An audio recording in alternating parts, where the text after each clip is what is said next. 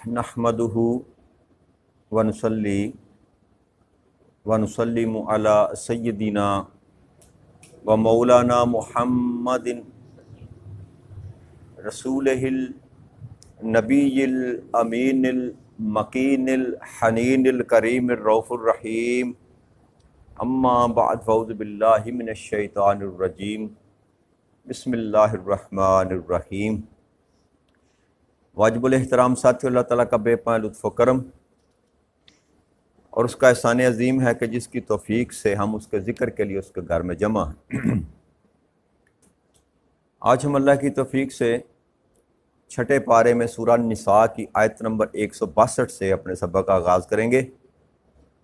अल्लाह करीम ने इरशाद फरमाया, लाकिन अर्रासिखून फ़िल इल्मि मिनहुम वल मुमिनून युमिनून बिमा उन्ज़िला इलैका वमा उन्ज़िला मिन क़ब्लिका वल मुक़ीमीनस सलात वल मुअतूनज़ ज़कात वल मुमिनून बिल्लाहि वल यौमिल आखिर उलाइका सनुअतीहिम अज्रन अज़ीमा। लेकिन इनमें से पुख्ता इल्म वाले और मोमन लोग इस पर जो आपकी तरफ नाज़िल की गई और इस पर जो आपसे पहले नाज़िल की गई बराबर ईमान रखते हैं, और वो नमाज काम करने वाले हैं, ज़कात देने वाले हैं, अल्लाह और क़यामत के दिन पर ईमान रखने वाले हैं। ऐसे ही लोगों को हम अनकरीब बड़ा अजर अता फरमाएंगे। इस आयत मुबारका में रब्बे करीम ने वो जो पिछली गुफ्तगू हम कर रहे थे यहूद के मुतल्लिक़, उसमें से इस्तिस्ना दिया चंद लोगों को कि उन अहले किताब यहूद में भी सी कुछ ऐसे लोग हैं जो पुख्ता इल्म वाले हैं, यानी कि यहूदियों में भी जो उनके उलमाए किराम थे, आलम दीन थे, बड़े बड़े आलम दीन थे, उनमें से चंद लोग ऐसे जिन्होंने नबी अकरम सल्लल्लाहु अलैहि वसल्लम के मुतल्लिक़ अपनी किताबों में पढ़ रखा था, और जब आका करीम सल्लल्लाहु अलैहि वसल्लम तशरीफ़ लाए, मदीना मुनव्वरा में पहुँचे, उन्होंने कईयों ने देखा, कईयों ने सुना, तो वो अपनी किताबों के हवालों से ये जान चुके थे इस बात को कि यही अल्लाह के आखिरी नबी और पैगम्बर हैं। तो अल्लाह करीम उनका जिक्र फरमा रहे हैं कि कुछ ऐसे भी हैं इनमें जो पुख्ता इल्म वाले हैं, वो उस वही पर भी ईमान लाते हैं जो आए मेरे महबूब आप पर मैंने भेजी, यानी कि कुरान करीम को भी अल्लाह की किताब मानते हैं, और पुरानी जो किताबें हैं इनसे पहले नाज़िल की गई, तौरात है, ज़बूर है, इंजील है, उसको भी मानते हैं। और वो लोग इतने अच्छे हैं कि वो नमाज कायम करने वाले हैं और ज़कात देने वाले हैं। दो पहली सिफ़तें रब्बे करीम ने बयान फरमाई उन लोगों की, अहले यहूद में से जो इस्लाम पसंद हुए। चंद उलमाए कराम थे, चंद लोग थे यहूद में से गिनती के जो हल्का बगोश इस्लाम हुए। तो पहली सिफ़त अल्लाह करीम ने बयान फरमाई कि वो नमाज कायम करने वाले हैं, और दूसरी सिफ़त ज़कात देने वाले हैं। ये दो सिफ़ात रब्बे करीम ने बयान फरमाई। पहली सिफ़त जो है वो अल्लाह के साथ तल्लुक़ को जोड़ती है। नमाज बदनी इबादत है, उसमें इंसान के बदन को मुशक्क़त होती है, बदन को तकलीफ़ देनी पड़ती है। सर्दियाँ हो तो ठंडे पानी से वज़ू करना पड़ता है, सुबह सवेरे उठकर चल कर आना पड़ता है सर्दी में, फिर बदनी मुशक्क़त है। तो पहली इबादत जो है उसका तल्लुक़ रब्बे करीम के साथ है कि बंदा अपने वजूद को अल्लाह के लिए मुशक्क़त में डालता। और दूसरा ज़कात देना, अपने माल में से अल्लाह की मखलूक के लिए खर्च करना, खिदमत खलक के लिए अपने माल को खर्च करना। तो दो बुनियादी काम जो थे रब्बे करीम ने वो बताए कि अच्छे लोगों में, ईमान वालों में जो है ये बुनियादी बातें जो कदर मुश्तरक पाए जाएंगी, दोनों चीज़ें, वो नमाजी भी होंगे और मेरी राह में खर्च करने वाले, ज़कात देने वाले भी होंगे। ज़कात एक टर्म है ना, जो साल में हम पैसा निकालते हैं, तो ये नफाक का एक तरीका है अपने माल में से खर्च करना। इसके पीछे जो असल हिकमत है वो है अल्लाह की मखलूक की खिदमत करना, अपने माल में से अल्लाह की मखलूक पर खर्च करना। تو دو صفتیں رب کریم نے پہلے یہاں بیان کی، ایک اللہ کے لیے اپنی ذات کو مشقت میں ڈالنا، اللہ کی عبادت کرنا، اللہ کے سامنے جھکنا، اس کی عبادت کرنا، نماز کو قائم کرنا۔ اور پھر خالی نماز، جو جب میں نے شاید پہلے بھی ذکر کیا کہ اللہ کریم نے ارشاد فرمایا کہ ان الصلاۃ تنہی عن الفحشاء والمنکر، بے شک یہ جو نماز ہے نا، یہ انسان کو برائی سے بھی روکتی ہے اور برے کاموں سے بھی، فحاشی سے بھی روکتی۔ تو یہ نماز جو ہے حقیقت میں یہ انسان کو بنیادی جو فلسفہ ہے دین کا، وہ اس پر کاربند رہنے کے لیے مضبوطی فراہم کرتی، راسخ العقیدہ بناتی ہے نماز۔ راسخ العقیدہ انسان کے عقیدے کو مضبوط کرتی ہے۔ اللہ کے ساتھ تعلق کو جوڑنے کا سب سے بہتر، اعلیٰ اور عرفہ جو طریقہ ہے وہ نماز پڑھنا۔ لیکن نماز جو برائی بھی سے بھی روکے اور برے کاموں سے بھی روکے، برائی سے بھی روکے اور برے بے حیائی کے کاموں سے روکے، فحشاء بے حیائی کے کاموں سے روکے، وتنہی عن المنکر اور ہر ایک برے کام سے روکے۔ تو اگر نماز آپ کی آپ کو بے حیائی سے روک پائے اور برے کاموں سے روک پائے، تو تب آپ سمجھ لیں کہ نماز آپ نے قائم کر دی، نماز آپ نے قائم کر لی۔ اور اگر آپ برے کاموں سے بھی باز نہیں آ رہے، بے حیائی کے کاموں میں بھی لگے ہوئے، ڈرامے دیکھتے ہیں، فلمیں دیکھتے ہیں، اسٹیج ڈرامے جا کر دیکھتے ہیں، جی سوشل میڈیا پر نکال کر کلپس جو ہیں وہ بیویوں کے دیکھتے ہیں، اور نماز بھی پڑھنے آ جاتے ہیں، اور چھوٹے موٹے برائی کے جو کام ہیں معاشرے میں وہ بھی کرتے چلے جا رہے ہیں، تو اس کا صاف اور ستھرا اور نتھرا ہوا مقصد یہ ہے کہ پھر آپ نے نماز قائم نہیں کی۔ تو نماز قائم تب ہوتی ہے جب انسان برائیوں سے بھی رک جائے اور بے حیائی کے کاموں سے بھی رک جائے۔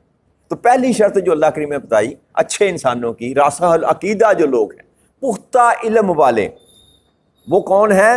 جن کی نماز قائم ہوتی ہے، جن کی نماز قائم ہوتی ہے۔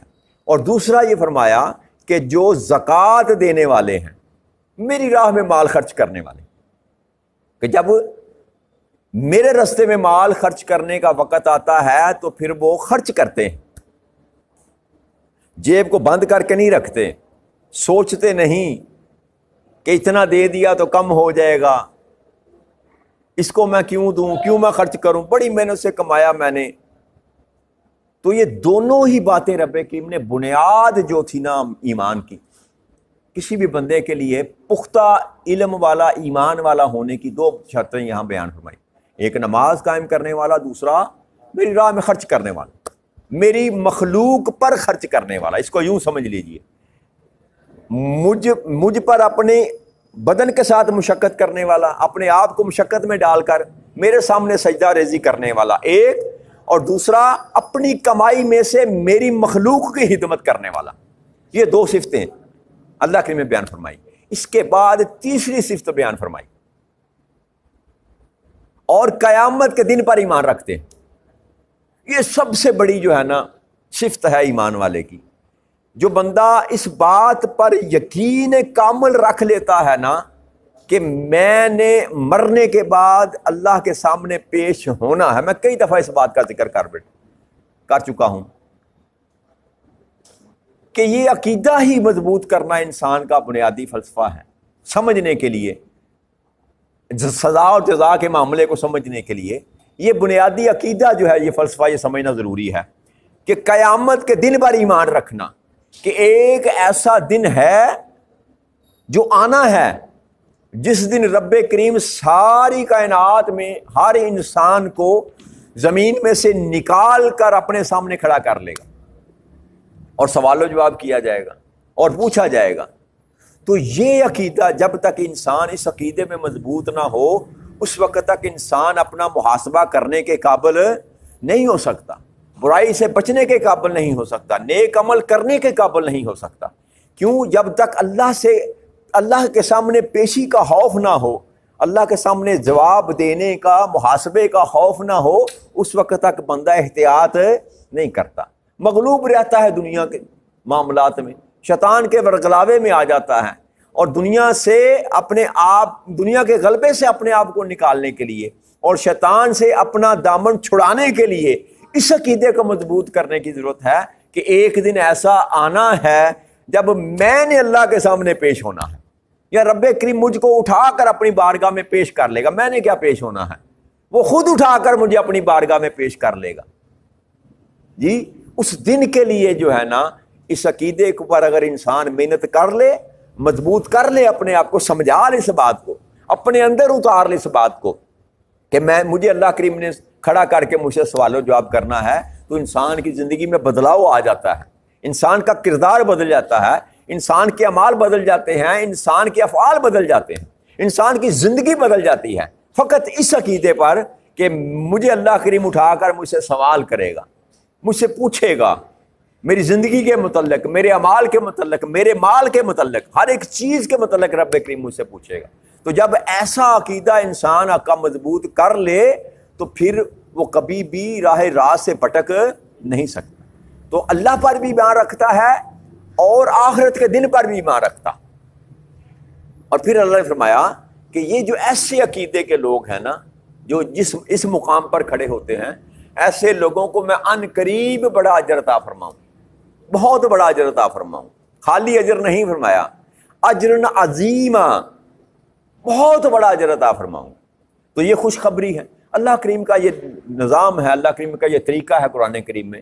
جہاں کافروں کی بات کرتا ہے وہاں ان کو وعید سناتا ہے، جہنم کی بات کرتا ہے ڈراتا ہے، وہیں جب مومنوں کی بات کرتا ہے تو ان کو خوشخبری دیتا ہے کہ ایسا کرنے والے کے لیے میں نے دوزخ بنا رکھی ہے، اور اے مجھے ماننے والوں اور میرے محبوب کی ماننے والوں، تمہارے لیے میں نے جنت بنا رکھی ہے، اور ایسی ایسی نعمتیں تمہارے لیے سنبھال کر رکھی ہیں جن کو نہ تم نے کبھی سنا، نہ کبھی دیکھا، نہ کبھی چکھا.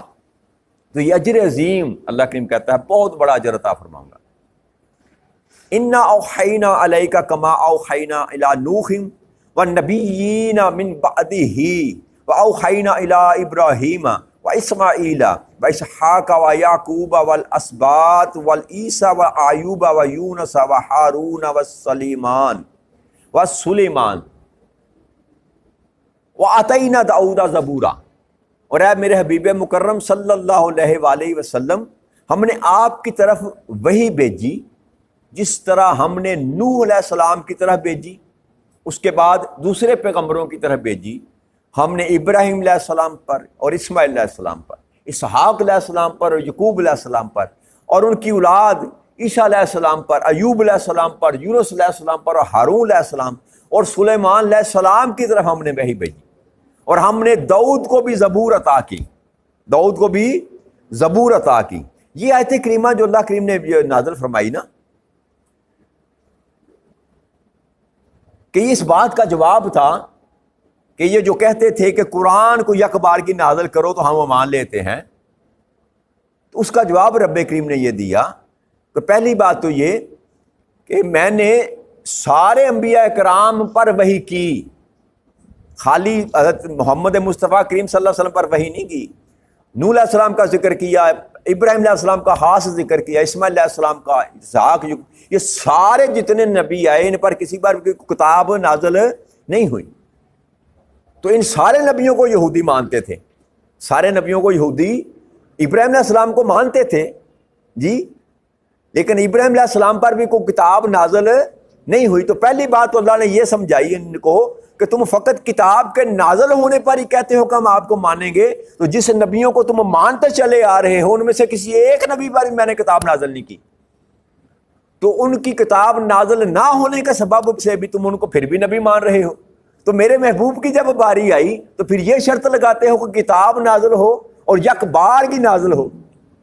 اور پھر زبور میں دوسری جو بات رب کریم نے اس آیت کریمہ میں جو فرمائی، وہ ہم نے داؤد کو زبور عطا کی، داؤد علیہ السلام کو.